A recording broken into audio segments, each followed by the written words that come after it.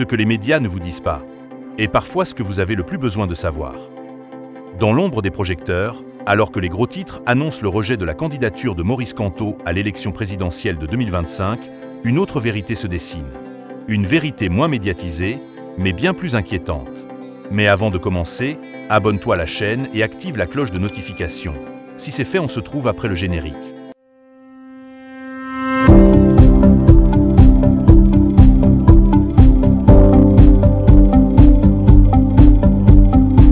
Officiellement, la Cour constitutionnelle évoque des irrégularités administratives, des délais non respectés, des pièces manquantes.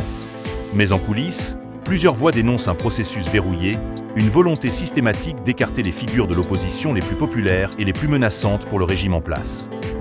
Maurice Kamto, ancien ministre, intellectuel respecté, opposant farouche, n'est pas n'importe qui.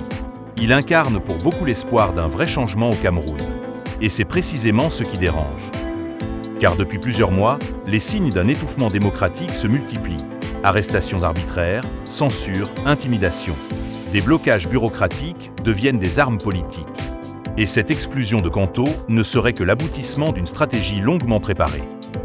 Ce que les médias ne vous disent pas, c'est que derrière cette décision se joue peut-être l'un des moments les plus critiques de la démocratie camerounaise. Ce que les médias ne vous disent pas, c'est que Maurice Kamto n'est pas seul. Des milliers de Camerounais voient en lui le reflet de leur frustration, de leur volonté de changement, de leur droit à un avenir différent. Alors, posons-nous la question, pourquoi tant de silence autour de cette affaire? Pourquoi cette gêne des médias traditionnels a creusé le sujet? Et surtout, que cache vraiment ce rejet? La vérité, c'est que cette élection s'annonce déjà sous tension.